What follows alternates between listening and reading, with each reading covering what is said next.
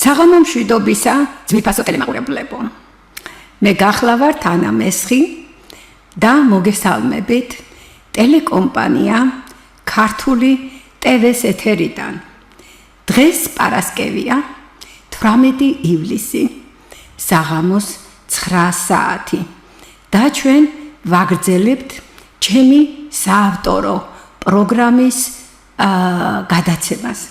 თუმცა აქვე უნდა ითქვას, რომ ჩვენ დღეს მე-11 საუბარი გვაქვს და ეს საუბარი წარმოადგენს გარკვეულწილად შემაჯამებელ საუბარს ჩვენს მიერ უკვე განხილული მასალისა წინა 10 საუბრის მანძილზე. როგორც მოგეხსენებათ, ჩემი ეს ციკლი მთლიანად ეყრდნობა ჩემს ერთ-ერთ ბოლო მოდი ასე ვიტყვი ნაშრომს, რომელსაც ქვია მიჯაჭვული ამირანის ლინგვოკულტუროლოგიური ქსელი. ხოლო ჩემი საავტორო გადაცემის პირველი ციკლი ეძღვნებოდა ამირანის მშობლების სახელის, უпростоრად სახელების ინფორმაციული სტრუქტურის ამოწევას. ახლა თქვენ სლაიდზე ხედავთ შემაჯამებელ სქემას ამირანის მშობლების სახელების ლინგვოკულტუროლოგიური ანალიზისა. გაგახსენებთ, რომ ამირანის მამას ბევრი სახელი ჰქვია. მიხეილ ჩიქოვანის მიჯაჭვული ამირანის მიხედვით მათი რაოდენობა 10-ია, ხოლო რაც შეეხება დედას, მას 2 სახელი აქვს. ერთი გახლავთ დარეჯანი, თავისი ვარიანტებით, მეორე კი დალი. რა გვაჩვენა ჩვენ აი ამ 10-მა ჩატარებულმა საუბარმა და ამავე დროს ანალიზმა? უპირველეს ყოვლისა, უნდა აღინიშნოს ის, რომ აღნიშნული სახელები არ წარმოადგენენ ჩვეულებრივ ენობრივ მასალას, ან ჩვეულებრივ საკუთარ სახელებს.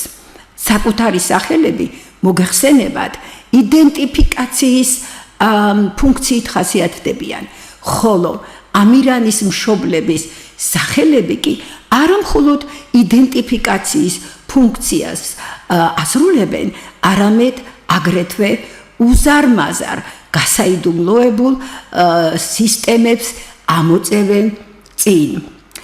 ამ სისტემებიდან, ანუ ამ დაფარული სისტემებიდან ჩვენთვის ყველაზე მთავარი გახლავთ ის, რომ თითოეული სახელი არის ძალიან კონკრეტულად და განსაზღვრულად მიმართული რომელიმე სფეროსადმი.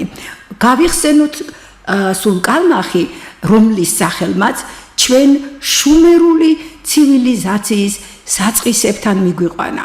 შეგახსენებთ ბეროსუსის ფრაზას, რომ ამოდიოდა ერიტრიის ზღვიდან უანი, რომელმაც ასწავლა ველურ ადგილობრივ მოსახლეობას, უპირველეს ყოვლისა ახსენებს დამწერლობას, შემდეგ სოფლის მეურნეობას, მეცხოველეობას, ქალაქმშენებლობას და ასე შემდეგ.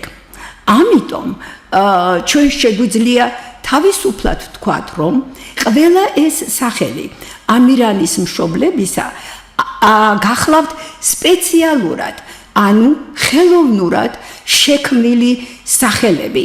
ანუ ხელოვნურად შექმნილი ერთეულები კი კოდები გახლავთ და აქედან გამომდინარე ჩვენ შეგვიძლია ვთქვათ, რომ ჩვენს ამირანიანში საკმაოდ უხვად მოიპოვება აი ასეთი კოდური სახელები და მათი შესწავლა აბსოლუტურად აუცილებელია. გაგახსენებთ ახლა მეორე სივრცესაც, იმ წარსულის, ძალიან ღრმა წარსულის სივრცეს, რომელსაც ეგვიპტური ცივილიზაცია ეწოდება. აქ ჩვენ ვნახეთ, რომ მთავარი ღმერთი ამონ-რა თურმე ქართული ნაცვალსახელებიდან მომდინარეობს. იგივე შეიძლება ითქვას იამანზე და იგივე შეიძლება ითქვას იამინზეც, რა თქმა უნდა, ვინაიდან ისინი ამ შემთხვევაში უკვე გვაძლევენ არა მხოლოდ შუმერულ, არამედ აგრეთვე ეგვიპტურ ცივილიზაციებთან დაკავშირებულ ინფორმაციასაც. სხვაგვარად რომ ვთქვათ, ეს დაფარული სივრცე, რომელიც ამირანის მშობლების სახელების უკან იმალება, უზარმაზარი რეალური ისტორიის მაჩვენებლები არიან. მეორე დამახასიათებელი თვისება, რომელიც შეგვიძლია გამოვყოთ აღნიშნული სახელების შესწავლის საფუძველზე, გახლავთ ის, რომ ამირანის დედის სახელი თურმე თავდაპირველად არ ყოფილა დარეჯანი, თურმე მასში განსხეულებული ყოფილა, როგორც მამრობითი, ასევე დედრობითი ღვთაებების ასპექტები. ეს კი იმაზე მიუთითებს, რომ დარეჯანი გარკვეულწილად გარდამავალი საფეხურია ამირანის მამასა და მის დედას შორის, მაგრამ ვინაიდან აი ასეთი ერთეული გვაქვს, ჩვენ შეგვიძლია ვთქვათ, რომ ამირანის დედას აქვს ერთადერთი სახელი და ეს სახელი გახლავთ დალი. ამ ღვთაებებს ყველას, რაც უკვე მესამე თვისებაზე ვსაუბრობ, ყველას გააჩნია თავისი ღვთაებრივი კავშირები, ისევ და ისევ ამ უძველეს ცივილიზაციებთან. სხვანაირად რომ ვთქვათ, ამირანის მშობლების სახელები მთლიანად ღვთაებრივ სივრცეში მოქმედებენ, რაც რა თქმა უნდა არ უნდა წარმოადგენდეს შემთხვევითობას და ამას ძალიან დიდი ანგარიში უნდა გაეწიოს ლინგვისტური ანალიზის დროს. შემდეგი მახასიათებელი აგრეთვე თვისება, რომელიც ამირანის მშობლების სახელმა გამოამჟღავნა, ეს გახლავთ მათი უпростоრად რამოდენიმე სახელის ანბანური ხატი, ანუ ანბანური განსხეულება. ეს იმდენად მნიშვნელოვანი ფაქტი გახლავთ, რომ ამაზე მიმაჩნია, რომ ამის მნიშვნელობაზე საუბარიც კი ზედმეტია. გაგახსენებთ ისევ წეღანი ნათქვამ ბეროსუსის ფრაზას, რომ პირველად მან ადგილობრივ ველურ მოსახლეობას დამწერლობა ასწავლა. 50-იან წლებში ჩატარდა კონფერენცია, რომელზედაც განხილული იყო ზოგადად ცივილიზაციის საკითხი. ანუ შეიკრიბნენ ასირიოლოგები მსოფლიოს მრავალი კუთხიდან და შეაჯამეს, წარმოადგინეს მასალა და შემდეგ შეაჯამეს თუ რა იყო აუცილებელი ცივილიზაციისათვის. და აღმოჩნდა, რომ ცივილიზაციისათვის უპირველესი დამახასიათებელი თვისება გახლავთ სწორედ დამწერლობა. აქედან გამომდინარე, ამირანის მშობლების ფიგურირება ქართულ ასომთავრულ ამბანში ისევ და ისევ არ წარმოადგენს ენობრივი სისტემის ჩვეულებრივი ტრადიციული გაგებით არსებულ განვითარებას, არამედ აქაც გარკვეული ხელოვნური შემოქმედება აქვს ადგილი. ახლა განვიხილოთ ჩვენ ამირანის მშობლების აი ეს ანბანური ხატება, ხო? ჩვენი ანალიზიდან ვნახეთ, რომ ამირანის დედაც, მამაც და თვითონაც არიან ქართულ ასომთავრულ ამბანში გარკვეული ასონიშნების მეშვეობით წარმოდგენილი. მაგრამ იმისათვის, რომ ჩვენ გავიგოთ, თუ როგორ დაუკავშირდა აღნიშნული სახელები აი ამ ამბანურ სისტემას, ამისათვის რა თქმა უნდა საჭირო არის გაცილებით უფრო სიღრმისეული ქართველური მასალის გამოკვლევა, რომელიც მართალი რომ გითხრათ, საკმაოდ საინტერესოა, მაგრამ არასდროს არ გისახელებს, საიდან მოდის ფაქტობრივად ქართული დამწერლობა. გულისხმობ, რომ ზუსტად არ გისახელებს, არამედ მიხვედრით, ასე ვთქვათ, მინიშნებით გელაპარაკება ყოველთვის და აღმოჩნდა, რომ იმისათვის, რომ ჩვენ ამირანის მშობლები ანბანურ სისტემაში დავინახოთ, საჭირო ყოფილა თურმე ფინიკიური ანბანის განხილვა.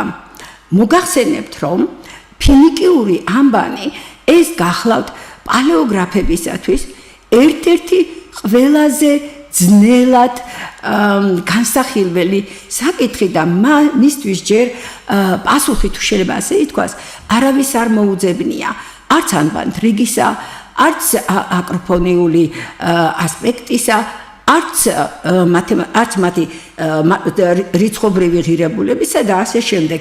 არ ვიცით, ეს ფინიკიური ანბანი საიდან მოდის. თუმცა აღმოჩნდა, რომ თურმე ფინიკიური მეოთხე ასონიშანი დალეთ ყოფილა ქართული დალით წარმოდგენილი.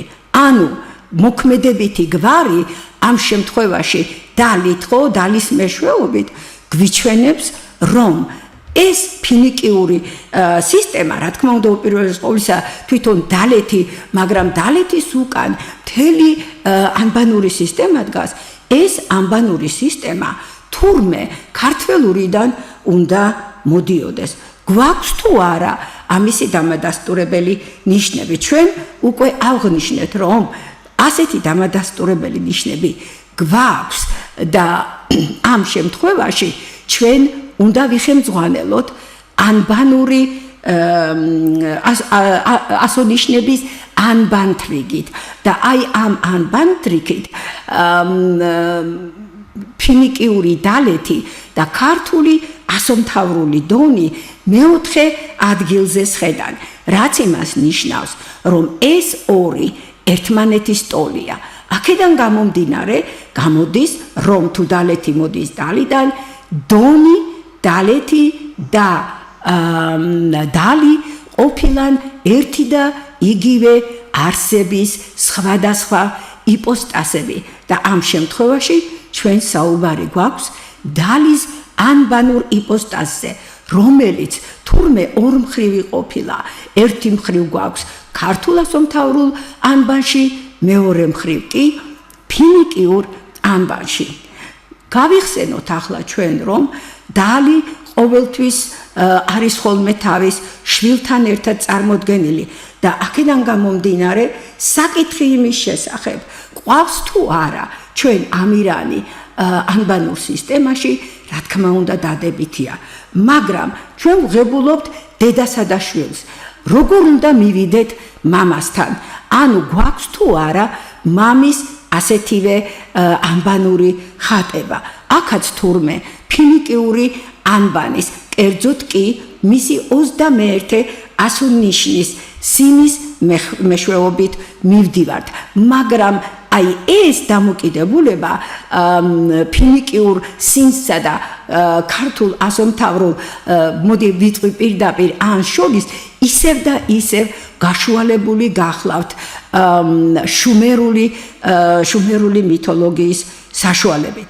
მაშასე ჩვენ ფაქტობრივად ვნახეთ, რომ ქართულ ასომთავრულში ჩვენ მოცემული გვაქვს ამირანის ოჯახის ანბანური ხატება, მამის როგორც ანი, დედის როგორც დონი და შვილის როგორც ხარი ერთება. ეს სამება ძალიან მნიშვნელოვანია, რა თქმა უნდა, მომდინარეობს, ასე უпростоრად მომდინარეობს კი არა, დაკავშირებულია ფინიკიურ ანბანთან და რა თქმა უნდა, ეგრევე ისმის კითხვა იმის შესახებ, გვყავს თუ არა ანალოგიური ღვთაებრივი ოჯახი ფინიკიურ ანბანში.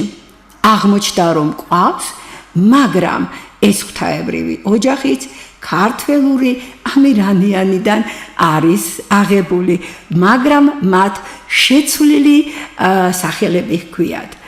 ქართულში თუ არის ანი, ფინიკიურში გვაქვს სინ, ქართულში თუ არის დონი, ფინიკიურში გვაქვს დალეთ და ქართულში თუ გვაქვს ხარი, რომელიც ამირანს გამოსახავს და მოგეხსენებათ ამირანი ხარკაცი იყო, ფინიკიურ ამბანში გვაქვს ალეფი. მაშა ასეთი ანბანური ასე ვთქვათ სტრუქტურა არც ერთი ენისთვის არ არის დამახასიათებელი. მით უმეტეს სადამწერლობო სისტემებისათვის და მით უმეტეს პირველი სადამწერლობო სისტემისთვის, რომელზედაც ჩვენ უკვე ვთქვით, რომ ძალიან ბევრი საკითხი მასში გაურკვეველია. ახლა ისმის კითხვა, რას გვიჩვენებს ყოველივე ეს? რატომ გვაქვს ქართული ხალხური შემოქმედების აი ეს არაჩვეულებრივი სამეული განსხეულებული ქართულსაც და ფინიკიურშიც? თუ ჩვენ მივყვებით ქართულ ანბანურ სისტემას, აღმოჩნდება, რომ იგი გვაძლევს ჩვენ ლოგიკურ ბიოლოგიურ ურთიერთობებს. ვინაიდან ანი არის პირველი, დონი არის მეოთხე, ხოლო შვილი, ანუ ხარი არის 34. ამავე პრინციპით, თუ მივუდგებით ფინიკიურ ამბანს, აღმოჩნდება, რომ ამირანისეული აი ეს ტრიადა აბსოლუტურად შებრუნებულია, თავდაყირა არის წარმოდგენილი. პირველია შვილი, შემდეგ მოდის დედა და ბოლოს არის სინი. თუმცა რომელია სწორი, ამაზე უკვე ერთხელ ვისაუბრეთ, რომ შუმერული მითოლოგია კარნახობს, მაგრამ საინტერესოა ის, რომ თვითონ ფინიკიურ ამბანშიც არის მოცემული ინფორმაცია იმის შესახებ, რომ დიახაც სწორი დამოკიდებულება აღნიშნულ ასონიშნებს შორის და ბუნებრივია მათ უკან მდგომ გმირებს შორის არის შებრუნებული. სინის შემდეგ, რომელსაც 21 ადგილი უკავია, მოდის ტაო, ანუ ჯვარი, რომელიც ამბანის დასასრულს გვიჩვენებს. ეს კი იმას ნიშნავს, რომ თავი და თავი თურმე ყოფილა მთვარე, ანუ სინი და შემდეგ უკვე მისი მეუღლე და რა თქმა უნდა მისი შვილი. სხვაგვარად რომ ვთქვათ, ჩვენი ქართველური ამირანიანის ეს სამეული თურმე ფიგურირებს როგორც ქართულ ასომთავრულ ამბანში, ასევე ფინიკიურ ამბანში, მაგრამ ფინიკიურში იგი უკუღმა არის წარმოდგენილი და რატომ არის იგი უკუღმა წარმოდგენილი, არის შემდეგი შეკითხვა. მათი აი ასეთი განლაგება, ანბანური განლაგება გამოწვეული არის ისევ და ისევ ასტრონომიული ცოდნით.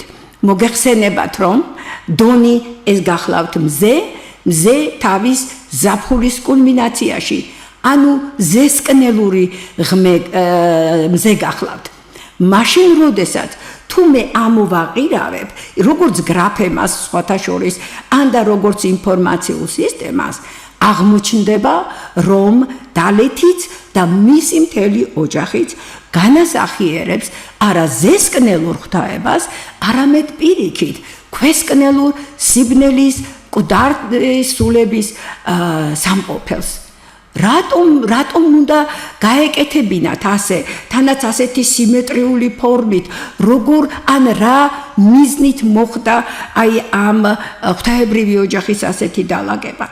საქმე იმაშია, რომ ეგვიპტური მითოლოგიის მიხედვით მკვდრები აუცილებლად აღდგებიან და თუ მკვდარი აღდგება, ეს იმას ნიშნავს, რომ იგი გამართლებულია ფინიკიური ამბანისათვისაც და სამივე და ტრიადის სამივე წარმომადგენელი, რომელიც ქვესკნელურ სივრცეს ეკუთვნის, თურმე იღწვის იმისაკენ, რომ გახდეს ზესკნელური ღვთაებრივი ოჯახი. ეს კი იმას ნიშნავს, რომ ისინი აუცილებლად უნდა ამაღლდნენ ქართულ ასომთავრულ შესაბამის ასო-ნიშნებთან. თუმცა ქართულ ასომთავრულში ეს პრობლემა იოლად არის გადაწყვეტილი. ხარი პირდაპირ 13 დღის განმავლობაში, რომელიც რა თქმა უნდა ერთ კალენდარულ თვესაც მოითავებს, ძალიან ადვილად შეუერთდება თავის მამას. მაშინ, როდესაც ალეფი ამას ვერაფრით ვერ აკეთებს და იმისათვის, რომ იგი მკვდრეთით აღდგეს, ამისათვის აუცილებელია ქართული ასომთავრული ხარის შვიდეულის ჩართვა. მაშესადამე, ფინიკიური პირველი ანბანი, რომელმაც დედამიწას მისცა ანბანური სისტემების n რაოდენობა, მთლიანად დამოკიდებული ყოფილა ქართულ ასომთავრულ ანბანზე. ახლა ისმის შემდეგი კითხვა. როგორია ის ენა? როგორია ის სისტემა, რომელსაც შეუძლია აი ასეთი კოდური ერთეულების წარმოქმნა და ამავე დროს აი ამ კოდებში უზარმაზარი გასაიდუმლოებული ინფორმაციის ჩადება. სხვაგვარად რომ ვთქვათ, ჩვენ მივუახლოვდით ქართველური ენების და ზოგადად ენობრივი სისტემების განხილვას. მაგრამ იმისათვის, რომ ჩვენ დავინახოთ ქართველური, მოდით ასე ვიტყვი, სიმოკლის თვალსაზრისით, ქართველურის განსხვავებული თვისებები და მისი უპირატესობა სხვა ენებთან, ამისათვის, რა თქმა უნდა, ჩვენ უნდა ვიცოდეთ ის ტრადიციული შეხედულება ენობრივ სისტემაზე, რომელიც დღესდღეობით წარმოადგენს აღიარებულ სისტემას. ახლა მე თქვენ გიჩვენებთ რამოდენიმე სქემას, რომლებიც სწორედ აი ამ ურთიერთობებს ასახავენ. მაშასე ჩვენ უკვე ვნახეთ, რომ სიტყვას გააჩნია თავისი კოდური მნიშვნელობა, მაგრამ ეს კოდური მნიშვნელობა გამოისახება, რა თქმა უნდა, ბგერობრივი ერთობლიობით. სხვაგვარად რომ ვთქვათ, ნებისმიერი სიტყვა, ნებისმიერი ენისა შედგება ორი, მოდით ასე ვაჩვენებთან, შედგება ორი განსხვავებული თუ შეიძლება ასე ითქვას, მაგრამ ერთი მთლიანის ნაწილისაგან.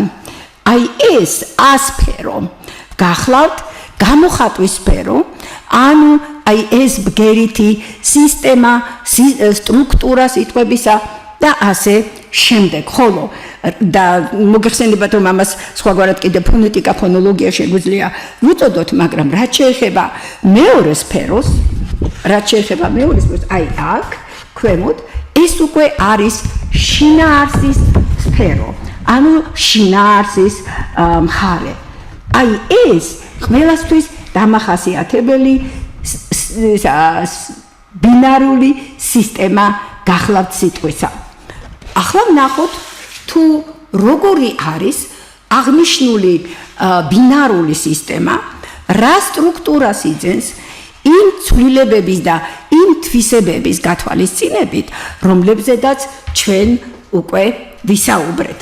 აი ეხლა თქვენ აი ამ სქემაზე ხედავთ სწორედ ჩვენს მიერ განხილული საკუთარი სახელების და აგრეთვე მრავალი ზოგადი ლექსიკის სახელიც განხილულია, ამას მნიშვნელობა ამ წუთში არ აქვს. ჩვენ ვხედავთ ქართული, უпростоრად მოდით ასე, ქართველური სიტყვების სტრუქტურას. აქაც გამოიყოფა A და B სფეროები, ანუ გამოხატვის სფერო და შინაარსის სფერო, მაგრამ აქ ჩვენ კიდევ გვაქვს ერთი სფერო, ერთი სივრცე, რომელიც წვეტილი ხაზით არის წარმოდგენილი. ეს სივრცე,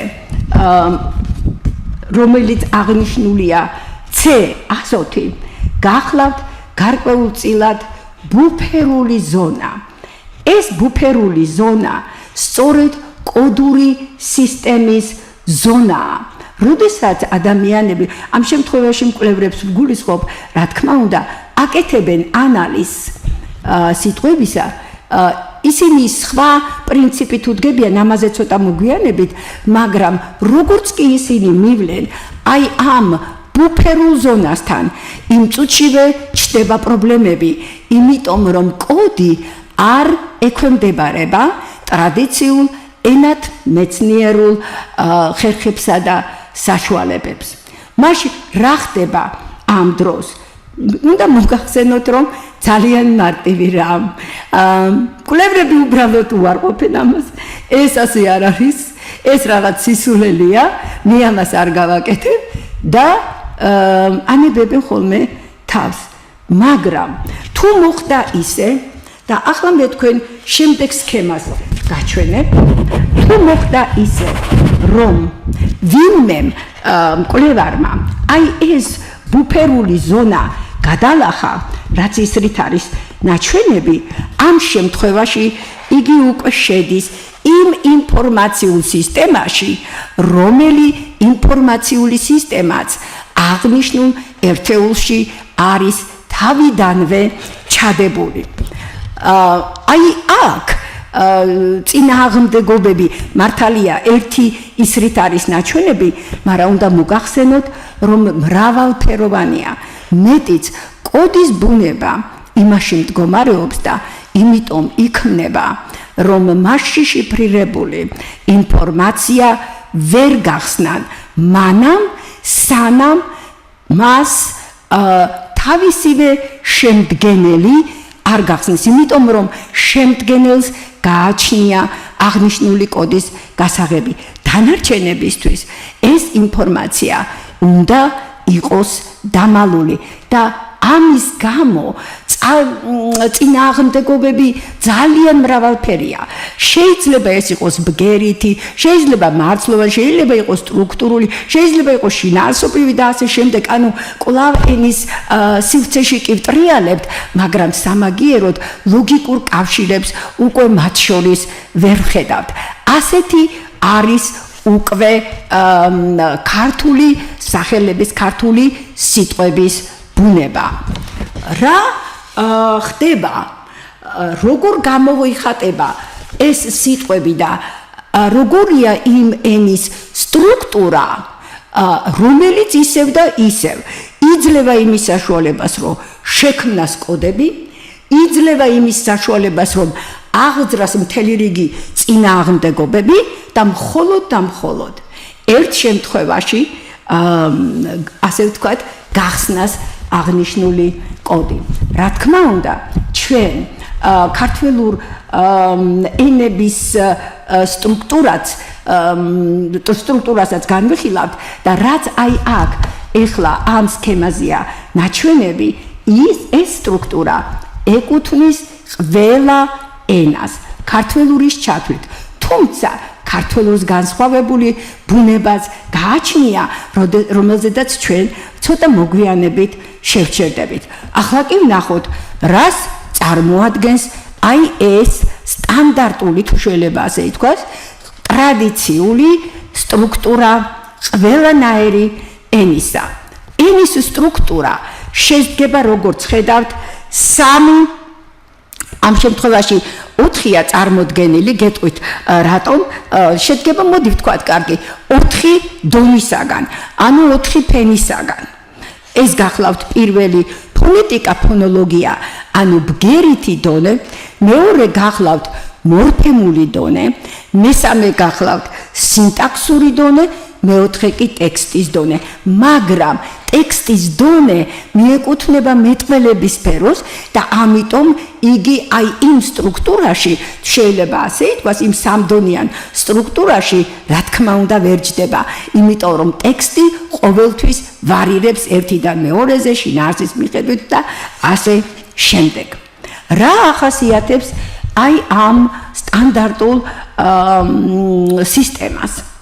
საქმე იმაშია, რომ სამივე ფენას, ანუ სამივე დონეს აქვს თავისი ერთეულები. ფონოლოგიურ დონეზე ჩვენ გვაქვს უკაცრავად უმცირესი ერთეული, რომელსაც გვია განმასხვავებელი თვისება და უმაღლესი ერთეული, რომელსაც გვია ფონემა. უნდა გითხრათ, რომ წინააღმდეგობების აღმართვა ხდება როგორც აი ამ მინიმალურ ერთეულის დონეზე, ასევე მაქსიმალურისაც. ახლა ავიდეთ შემდეგ დონეზე, რომელიც გახლავთ მორფემული დონე. აქ ორი ქვედონე გამოიყოფა, ეს არის გრამატიკული და ლექსიკური. მათ თავისი საკუთარი ერთეულები აქვთ, თუმცა საერთო არის მათთვის ფუძე და ძირი სიტყვისა. გრამატიკულ დონეზე, რა თქმა უნდა, მე მექნება ძირი და მას დამატებული გრამატიკული სუფიქსი და ასეთ სიტყვას გრამატიკულ სიტყვასაც უწოდებენ, ხოლო ლექსიკურ დონეზე მე მექნება ისევ ფუძე ან ძირი, რომელსაც მაწარმოებელი ერთეული, ანუ დერივაციული მორფემა ემატება.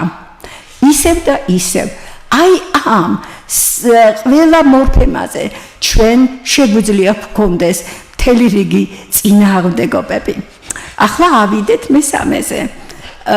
და მესამე ეს გახლავთ სინტაქსური დონე, სადაც რა თქმა უნდა უმცირესი ერთეული გახლავთ სიტყვა, შემდეგ მოდის შუალედური ფრაზა, ანუ სინტაგმა და შემდეგ კი უკვე წინადადება.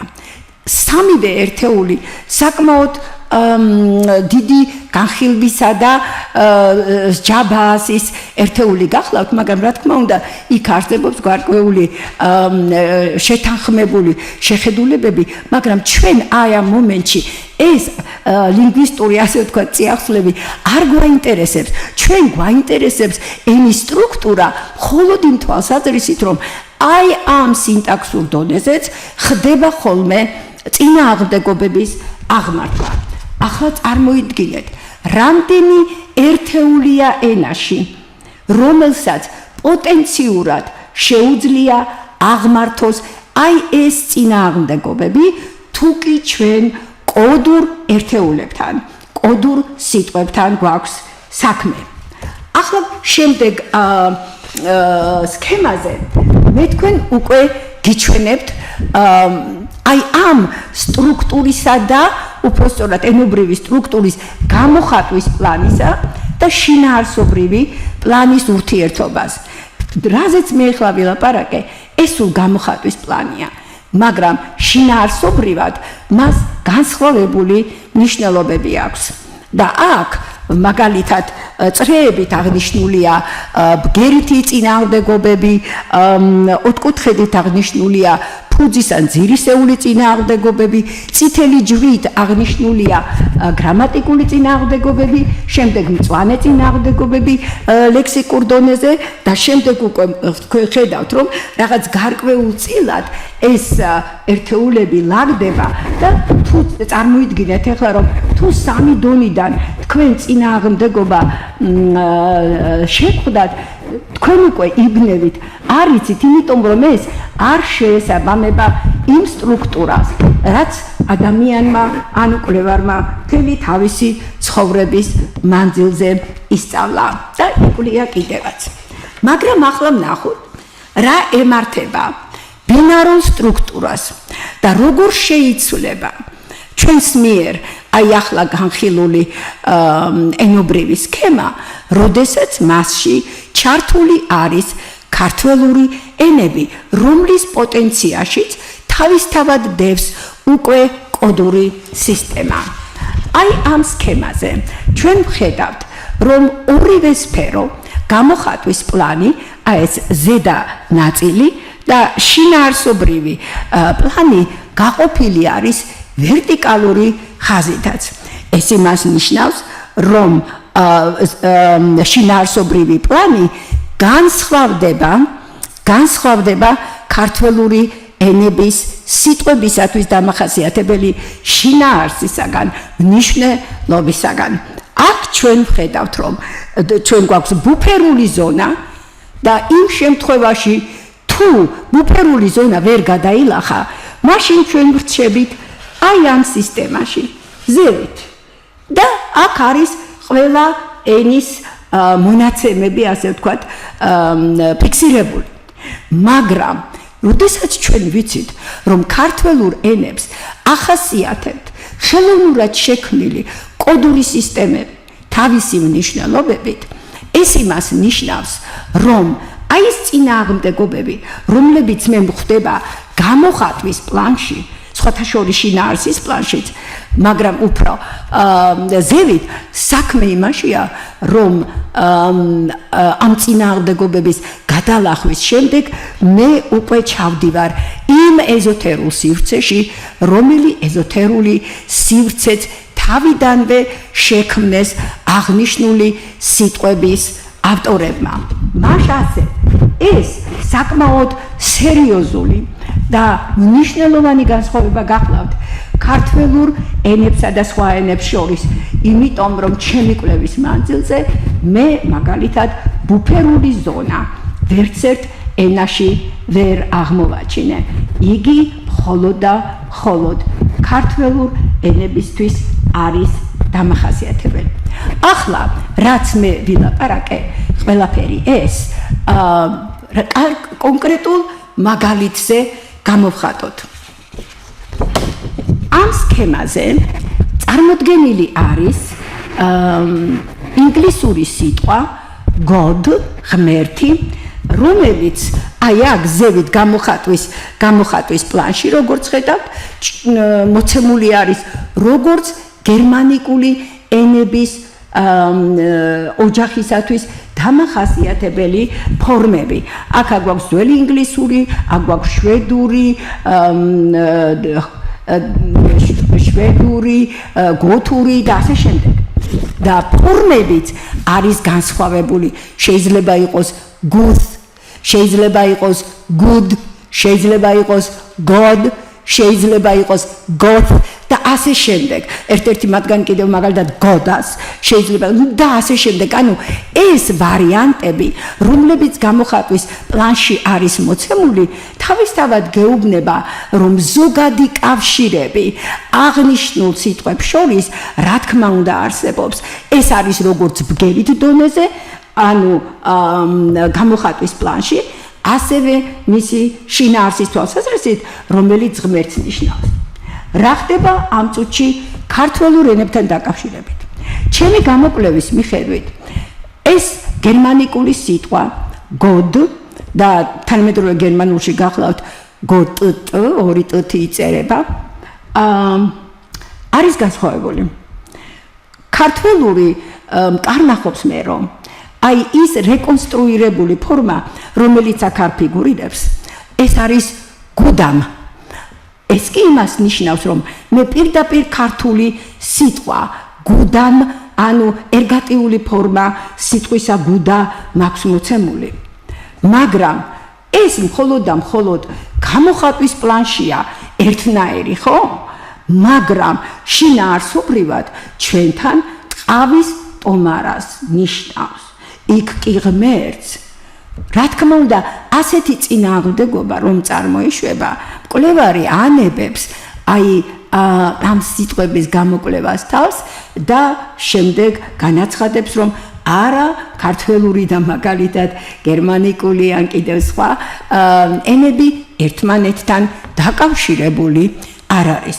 მაგრამ თუ ჩვენ ვიცით, რომ ხარის ტყავს აქვს უდიდესი მნიშვნელობა ეზოთერული, მითოლოგიური და ასე შემდეგ, სხვათა შორის სხვადასხვა ქვეყნების წესებშიც კი არის იგი გამოყენებული და ძალიან ბევრია ზოგადად და მით უმეტეს ქართველურში თვითონ გუდა მოგეხსენებათ, რომ ძირითადად ძალიან მრავალი ფორმისა გახლავთ, ყველას თავისი სახელი აქვს, მაგრამ ამავე დროს წარმოადგენს უზარმაზარ ღვთაებას, ვინაიდან იგი დიდ ღვთაება ხართან არის დაკავშირებული, ხოლო ხარი თავის მხრივ დაკავშირებული არის ხარკაც ამირანთან. მას ასე, მე თუ ეს სირთულე გადავლახე, ამ შემთხვევაში მოხდება ის, რომ მე ჩავალ გაცილებით უფრო დიდ სიღრმეში და მე ვაჩვენებ, რომ არა მხოლოდ გერმანიკული God, წამოვიდა ქართული სიტყვიდან გუდამ, არამედ ჩვენ თურმე შუმერულშიც გქონია სიტყვა გუდა, მაგრამ შუმერულში ბოლოხმოვანი ან ბარცვალი ყოველთვის ვარდებოდა და ამიტომ გაქვთ გუდ. აი ეს გუდ შუმერულში ისევე ხარს ნიშნავს.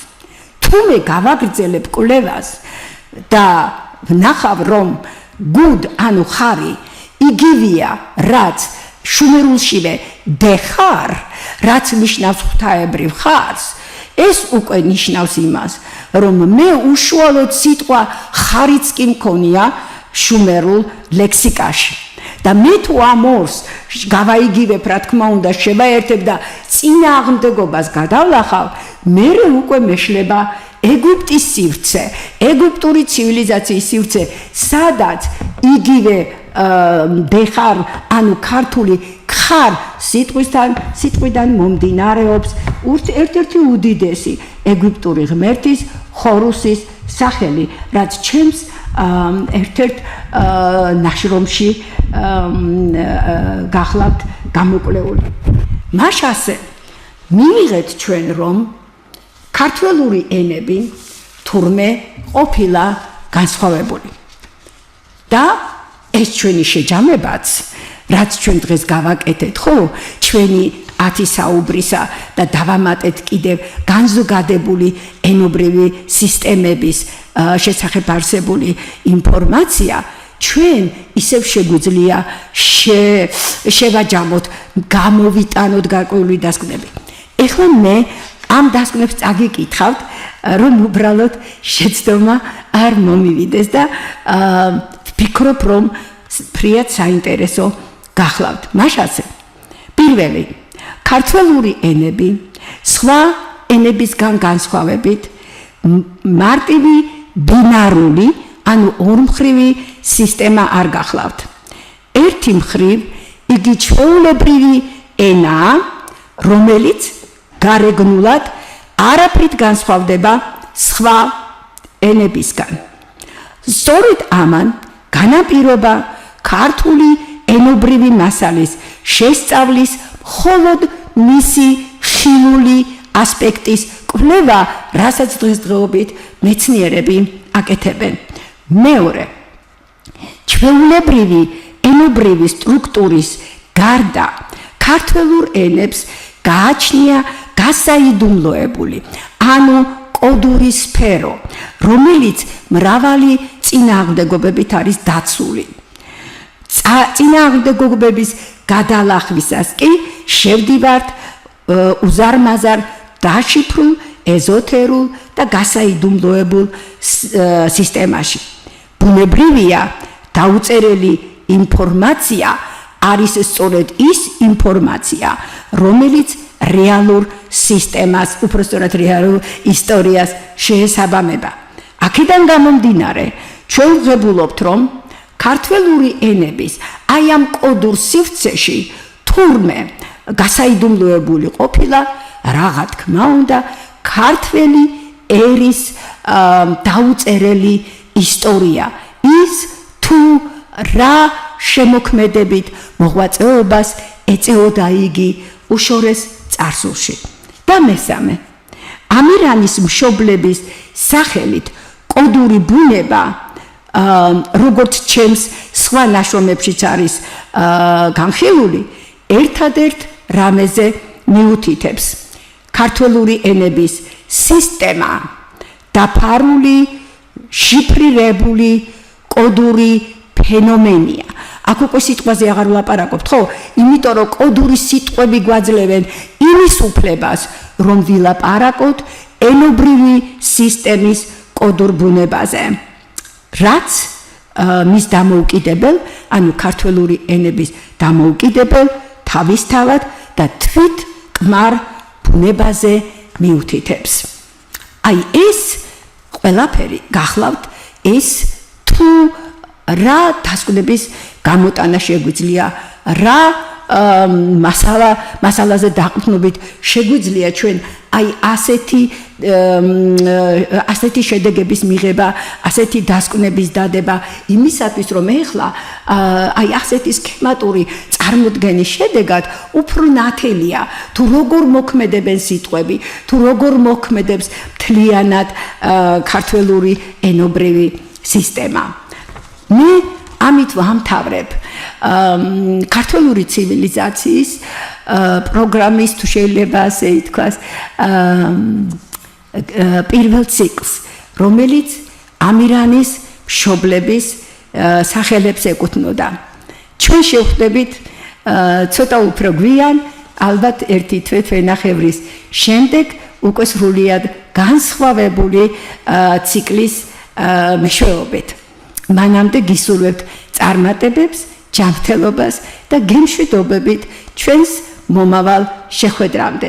როგორც ყოველთვის ვაკეთებ ხოლმე, დიდ მადლობას მოგახსენებთ ყურადღებისათვის და გიტოვებთ ნიუშოპის საკონტაქტო ნომრებს, სადაც ჩემი ნაშრომების შეძენა არის შესაძლებელი.